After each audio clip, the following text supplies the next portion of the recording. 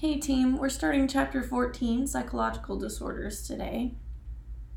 So I'm going to start with addictions, talk some about depression, and how those things are treated. So by addictions, that can mean a lot of different things. It's not just to a substance, although dependence and abuse of substances is what we're talking about. That also includes process addictions. So you can be addicted to video games, smartphone usage, social media usage, eating or restricting behaviors. So eating disorders are really kind of like a type of addiction. And then you can be addicted to gambling, a variety of different things. So addiction is the process of being dependent on and abusing a substance or a process. Predisposing factors do include things like genetics, although that's not really the full story. So we used to think that Native American men specifically tend to abuse alcohol for genetic reasons, and now we're finding out that there may be a naturally high tolerance, but a lot of the reason for that is sociocultural. Also, if you have a naturally high tolerance for anything, that's a risk factor for addiction. So it's not something to brag about to be a heavyweight in terms of drinking or something, right? If you have a high tolerance, if you can drink anybody else you know under the table, that's serious. That puts you at risk for a disease, and you need to be very careful. So there's different physiological stages of addiction that we're going to look at. There's actions of the substance at the receptor. So we're going to focus mostly on substance abuse. But process addictions can activate similar cravings and withdrawal. Just the activity at the receptor is going to be a little different.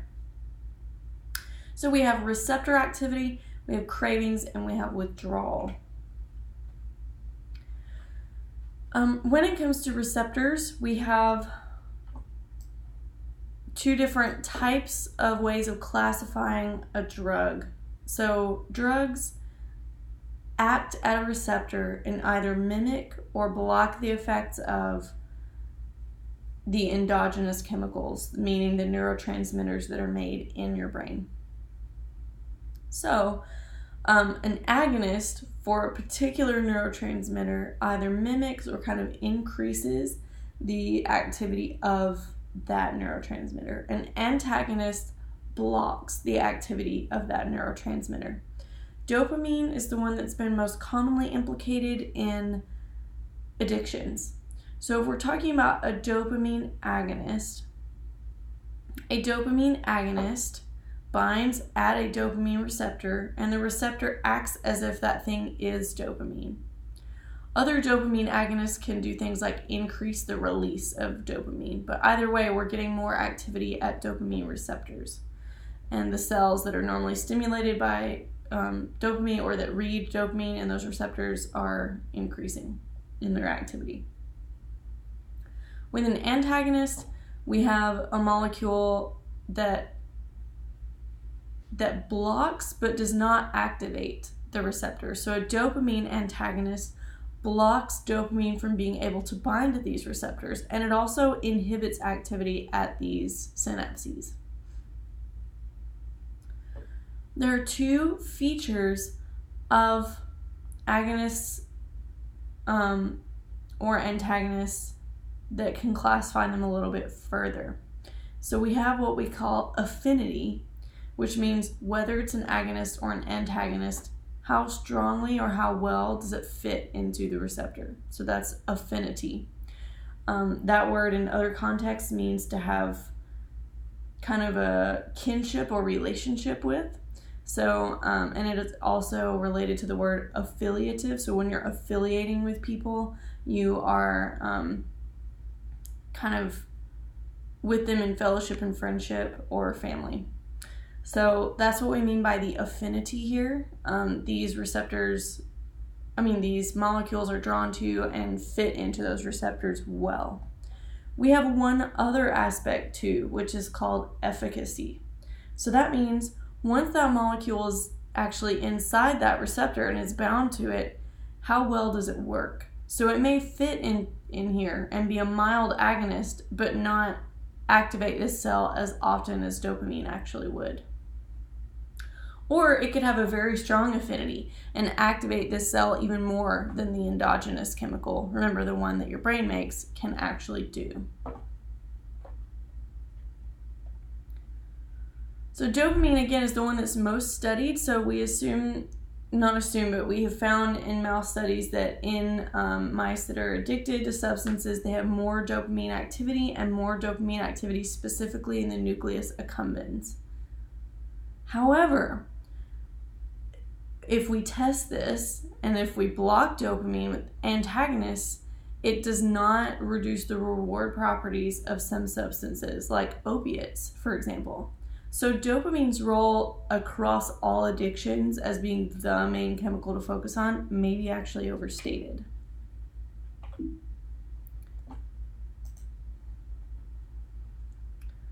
So we all kind of have an intuitive understanding of what a craving is, although I think we use this word too liberally. So when we say craving in physiological psychology, it's a lot more intense than just, oh, I want something right now. I just really want the taste of chicken wings or pickles or whatever it is, right? A craving is a greater sensitivity to cues. So you're more, a craving is kind of a positive feedback loop. So when you are in a craving, the things that remind you of the thing that you're addicted to increase your craving even more than usual. And it also reduces your ability to experience pleasure from other things. So it makes you more sensitive just to the stuff related to your addiction. And we can actually find some evidence for this in the brain. So again, dopamine used to be the most studied, but there's now evidence that cue sensitivity may actually have to do with glutamate synapses in the nucleus accumbens. So they upregulate receptors, these glutamate synapses.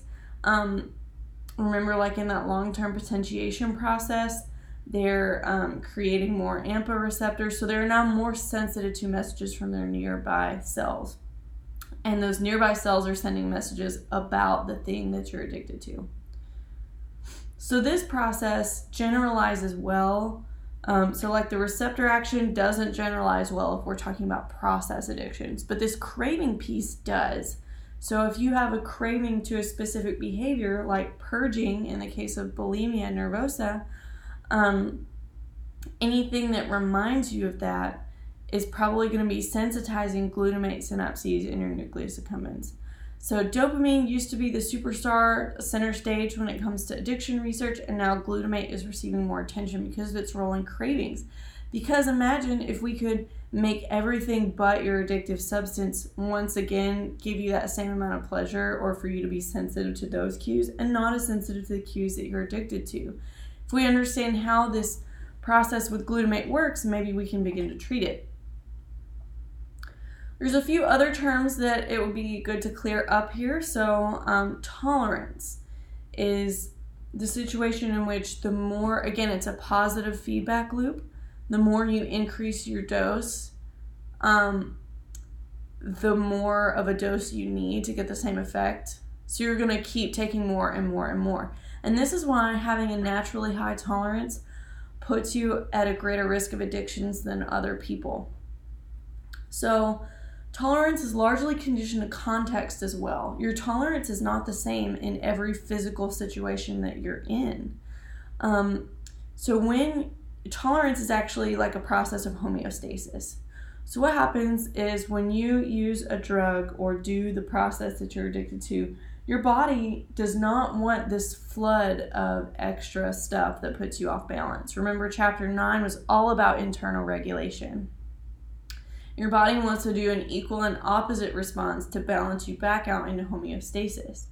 So when you take a substance that you're addicted to, your body is rushing to do this. It rushes to meet that substance with an opposite response to equal it out so that the effects of that drug kind of get washed out. This does not happen the first few times you take something, obviously, because your body doesn't know to anticipate that. But over time, you actually become classically conditioned to all the cues, all the environmental setup and situation features that you see, hear, smell, feel when in the presence of taking the drug that you're addicted to or during the process that you're addicted to. So your body becomes conditioned to these. So even that way, even before you take the drug, your body has already started to mount its opposite response to bring you back into homeostasis. Over time, it gets better and better and better at doing this homeostatic response, which is why you feel less and less of an effect of the drug, because your body's doing a better job of counteracting it. So this, and again, it's specific to context. So when you have this tolerance built up at home or with your normal ritual and routine that you do your drugs in, your body mounts that response. So you could take amounts of a drug that would be lethal to other people or would have been lethal to you before you got this high of a tolerance, because your body's getting better at processing it. This can explain why we see a lot of celebrity overdose deaths happen to me when people are in hotels. Whitney Houston died in a hotel. Amy Winehouse died in a hotel. Many of these high-profile cases that you hear about, folks were addicted to something and they use it in a hotel, and that's when they die. This could be because of this conditioned tolerance that rests on those cues that you use. So when you normally do your drug at home, your body mounts that response that is responsible for your tolerance, that homeostatic response that tries to counteract the drug. When you go to a hotel, your body is no longer anticipating the drug. So even when you're about to take it, your body has not started to mount its opposite response. And if you take the amount of the drug that you typically do at home, it can then be dangerous or lethal, as is the case for, again, many of those high-profile cases. And then another thing, another piece of addiction is withdrawal. So withdrawal actually used to be explained as the main mechanism behind addiction. And here's how it was classically explained. Whatever the drug does for you, when you don't have it, your body is doing the opposite. It's like opponent process theory, just like with the color receptors in your eyes with your cones. Remember that if a red-green cone is stimulated, you're going to see red, but if it's inhibited, you're going to see green. It has an equal and opposite reaction. So for people who are addicted to alcohol, alcohol's a GABA agonist. It's relaxing, right? And so when people start to stop drinking, they experience the opposite reactions. So people who are in recovery from alcohol abuse, you'll notice many have this much more energetic personality maybe than they used to. And this is because they're kind of, after so many years, your brain becomes sort of wired around a drug. And so if you stop something you've had for many years, you will see longer term effects of this jumpiness and emotional reactivity and those, shakiness and those types of things. And this makes sense in terms of tolerance as well, right? So imagine that your body is conditioned to the time that you normally drink or take a drug. So at that specific time, if you drink as soon as you get off work or right before bed or something like that, your body will start to mount its equal and opposite response to the alcohol at the time that you normally drink. Withdrawal symptoms are used to be explained in terms of this, your body is mounting that response without the drug. It's sort of like having a blood sugar low. Your body is expecting food. It gives you a bunch of insulin to deal with all the blood sugar it thinks is about to come. You skip a meal and you don't have that blood sugar and you have a withdrawal. So you're basically having a withdrawal from glucose when you have a blood sugar low, when you have a high insulin response. And so addiction to drugs is kind of similar. Withdrawal is very, very, very, very uncomfortable with some drugs. And even dangerous in depending on your tolerance, your level of addiction, and the drug itself.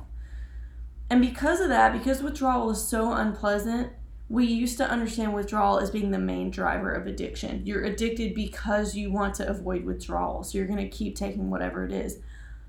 But we find that just about anything is something you can become addicted to. Any substance, any behavior.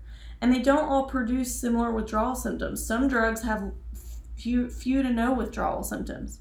Some drugs have really intense ones, but you can be just as strongly addicted to any of them, which makes this withdrawal hypothesis as what drives addiction not be that convincing.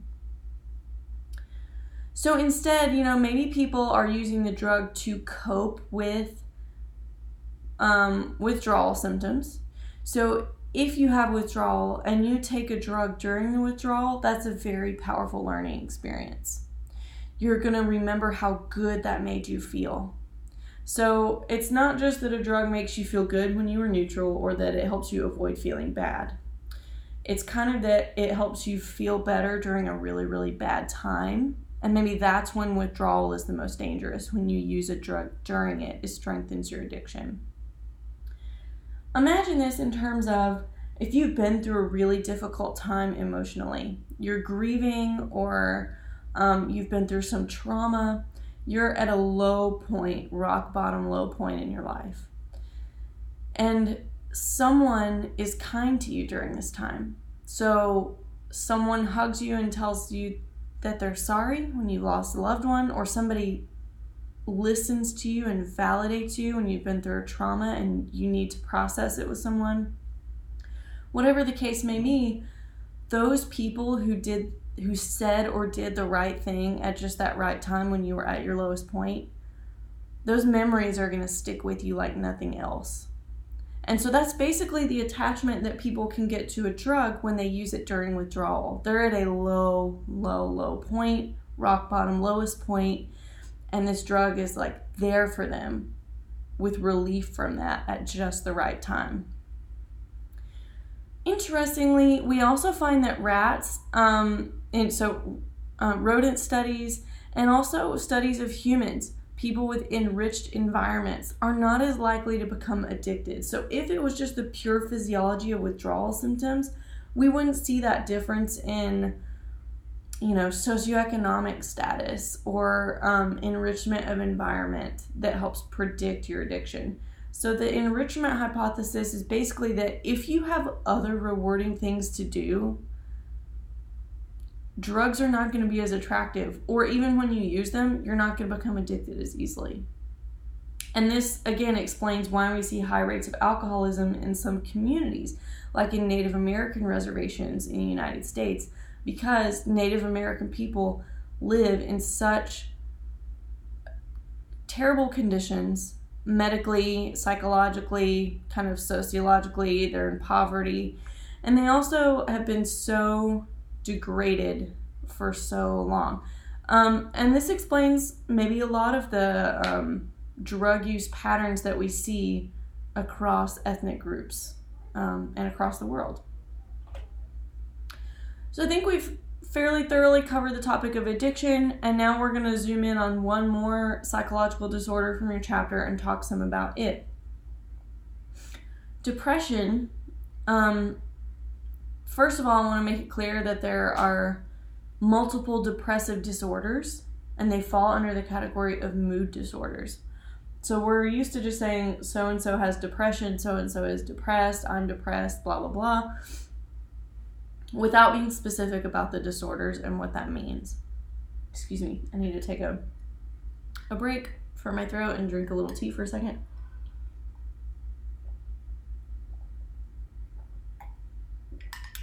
Excuse me. So there's two types of depressive disorders that we'll talk about. There is major depressive disorder, which is, I think, what most of us think about when we think of depression. In order to be diagnosed with major depressive disorder, you have to have had at least one major depressive episode. That's really the only criterion. What is a major depressive episode? Well, it's if you meet several out of a set of criteria that they have in the DSM Diagnostic and Statistical Manual of Mental Disorders. So there'll be things like changes in appetite, changes in sleep pattern, changes in sexual activity, blunted emotional reactions, loss of enjoyment in activities that you used to enjoy. And I think we all kind of have a sense of what many of the symptoms of depression are, because there's less stigma on mental illness than there used to be. People talk about this more. So if a major depressive episode is if you have consistent, for most of the day, depressive symptoms for at least 14 consecutive days. That is the criterion for getting diagnosed. So if you have 13 days of this, it's just called 13 crappy days. It's not called a disorder. So major depressive disorder is a diagnosis you can get if you've been through at least one major depressive episode. You may never have another one, but still technically have major depressive disorder, and it's just in remission. There's also such a thing as dysthymia, or persistent depressive disorder, and this is when you have lower level depression symptoms, but they last for at least 2 years. So it's a lot milder typically, but it is a lot more persistent, and those cycles are much longer than the 2-week ones. I have a friend who called me and he said, "Have you ever heard of double depression?" I said, "No." He said, "Yeah, I got diagnosed with double depression." It turns out what his therapist meant was that this friend has both major depressive disorder and persistent depressive disorder. So they have at least 2 years of being mildly depressed with major depressive episodes inside of that. Yeah, this person really won the lottery. How does this kind of stuff happen? It has many causes. So there's been some genetic links that are found, but those links could be different in different ethnicities. So the gene in European Americans or Caucasian descent people, that same gene in African Americans may not predict depression. There may be a different gene that predicts depression in African Americans. One of the common ones, though, is having a short form of a serotonin transporter gene. And that tends to increase not so much you feeling depressed, but what it actually does if you have this serotonin mutation is that you tend to be more emotionally reactive. So when stressors happen to you, you're more likely to catastrophize about it and to become depressed. And really a lot of what they're finding now is that a lot of depression is really, a lot of it can be learned as well. So in your learning and conditioning class, you might learn about learned helplessness and how that predicts depression, but that's a little bit outside of the scope of physiological psychology now. The point of that is that searching for a single physiological cause of depression is not really leading us anywhere. However, we have tried some different treatments in the past. So the way that treatments for depression worked historically, before we could look at the neurotransmitters going on in people's brains and even going on in animal brains, when psychoactive drugs first went on the market in about the 50s, the approach was kind of a trial and error. Let's give a drug to people, see what the symptoms are, and that's it. Okay, it turns out this drug we were using to treat kidney disease or whatever, oh, that seems to relieve this person's depression. Now let's market it as a depression drug, an antidepressant. And on an individual basis, this is still kind of how antidepressants work in a way. Like your doctor won't test your levels of any hormones or neurotransmitters or anything. That's still very difficult to do. They'll give you a drug, wait a few weeks, see how it works, and then try another one if that's not working for you.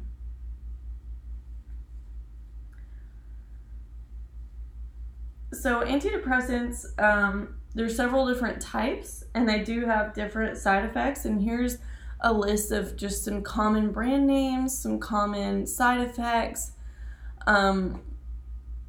The ones I want to focus on the most are SSRIs. So I think we talked about this in chapter 2 when we talked about how the synapse works. SSRIs are selective serotonin reuptake inhibitors. So remember that when a presynaptic cell releases a neurotransmitter to talk to a postsynaptic cell, there's extra neurotransmitter left over in the synaptic cleft. Normally, we don't want that to happen. We want there to be a 1-to-1 correspondence between presynaptic cell firing and postsynaptic cell receiving the message.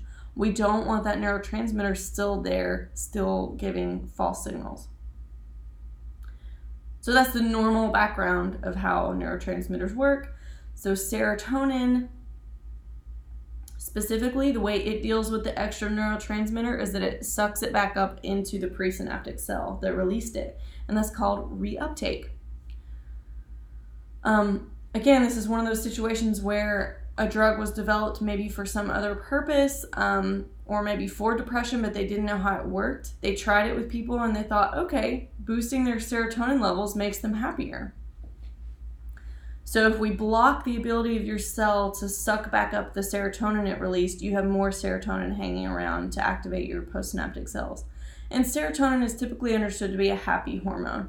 People feel better when they have more serotonin.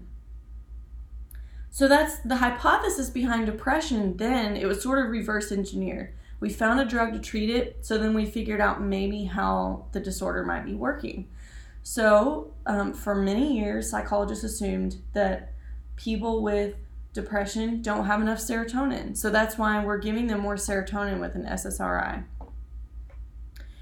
It turns out that we've learned in recent years that the drug companies who first tested these did not publish results that they should have that showed that SSRIs, in many cases, for most people with mild to moderate depression, were no different than a placebo. It was no different for those people than taking a sugar pill. And further evidence shows us now that depressed people do not have abnormal levels of serotonin. So even though this drug makes some people feel better, we don't actually understand why, because they have normal amounts of serotonin in the first place.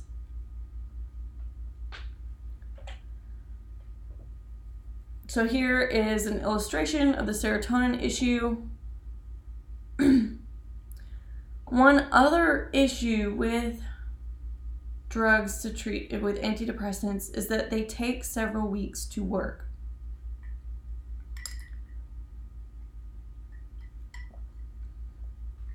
And why is this the case? So many drugs have what we call, neurotransmitters have what we call autoreception. So this is not on the diagram, but imagine out on the side, the presynaptic nerve that released the serotonin there's a receptor. And when there's extra serotonin out here in the synapse, it spills out and it goes back to the receptor on its home cell it came from. So this cell gets the message, there's too much serotonin, let's stop releasing it. So if you give somebody an SSRI and you block their ability to reabsorb serotonin, they have too much serotonin, the cell detects that they have too much serotonin, and it stops releasing it. So at the end of the day, your body is actually compensating for what the drug is doing, and it's canceling it out and not working. Just like all those homeostatic processes we talked about earlier in addiction and earlier in chapter 9. After a while, though, you can desensitize this autoreceptor. So it will finally learn, oh, maybe that's a false signal. I'll shut up and stop telling the cell to quit releasing serotonin. So then you will get more serotonin and start to feel better.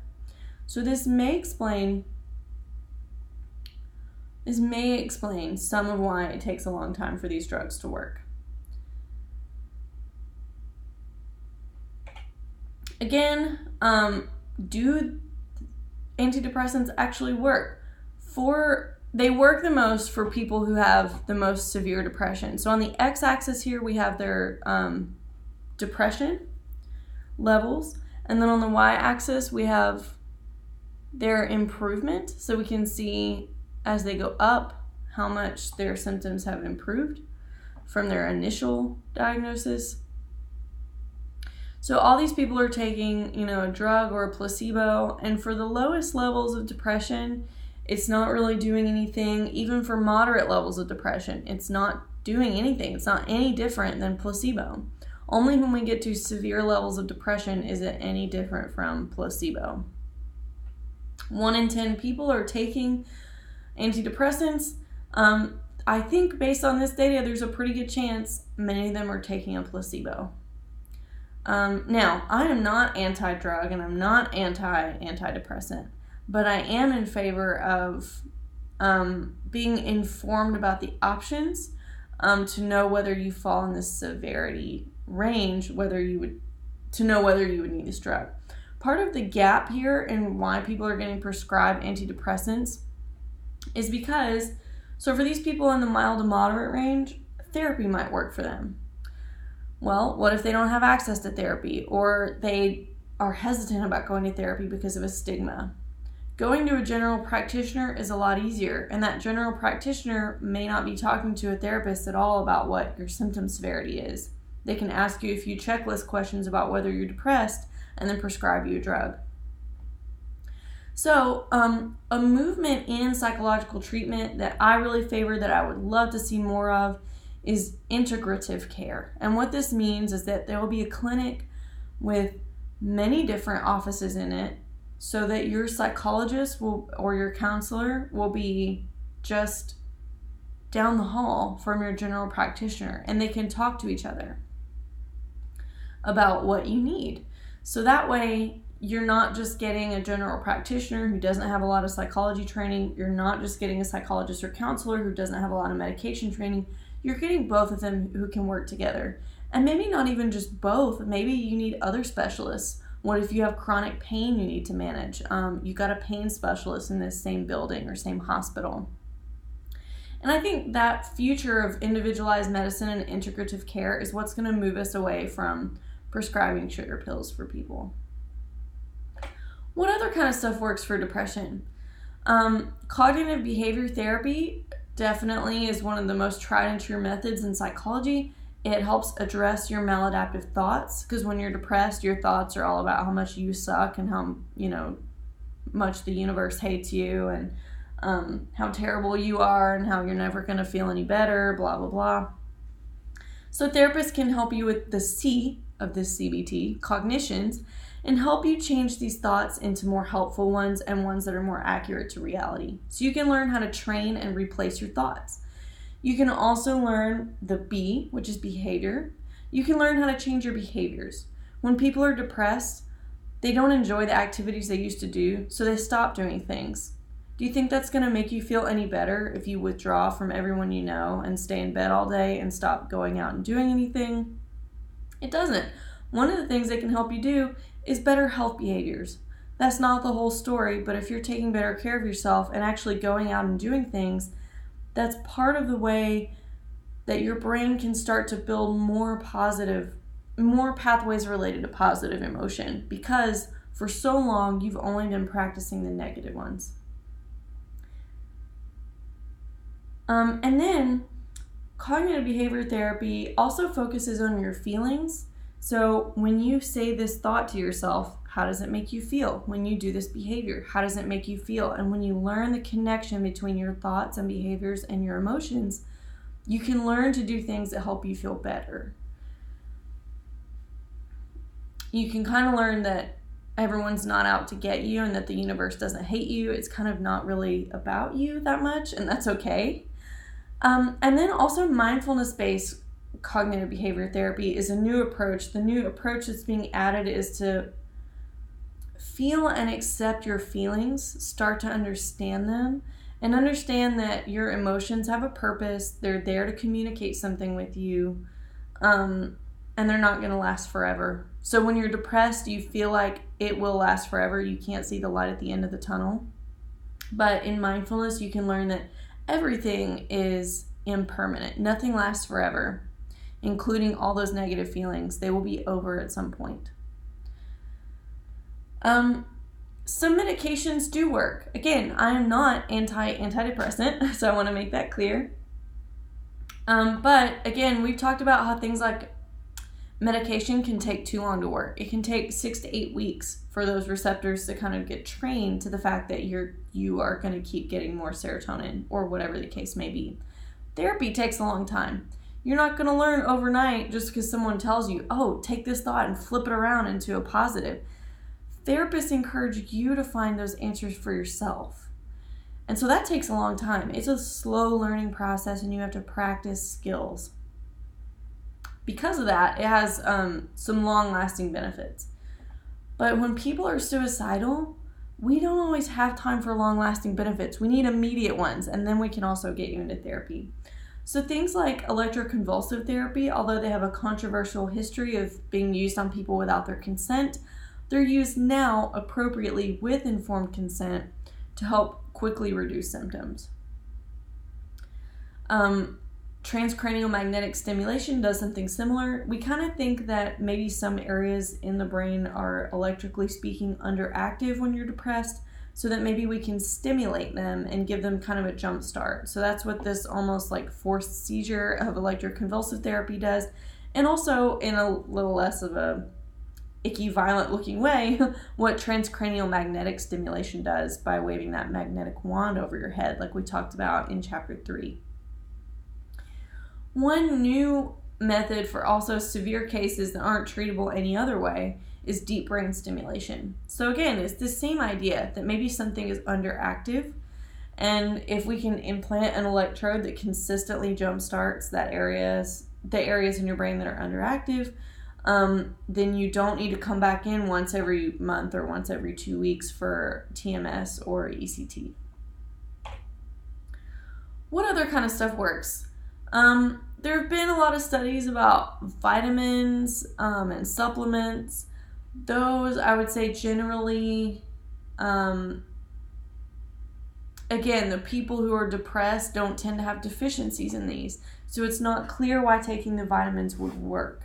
So I would say be wary of any supplements that claim to help you with depression. Getting exercise, though, is actually a pretty tried and true way of treating, but it's part of a larger treatment plan of self-care. So I'm not saying you just need to go running and that'll help you climb out of this hole of your depression. But that is a choice that can move you in a better direction of releasing endorphins, which is like morphine, but just made inside of your brain, right? And then also some types of depression are different. So for the ones that are seasonal, sun lamps or UV lamps that mimic sunlight can help people, especially if they're living in regions where it's dark for a long period of time, like in Arctic regions. And that is all I have for you today in terms of psychological disorders. We can meet next week to discuss some of this more. Thanks for your patience with my voice. I'm having to be very patient with it today myself, so that's why this is not a full 75-minute session like it would be in class. Thanks, guys. See you next week.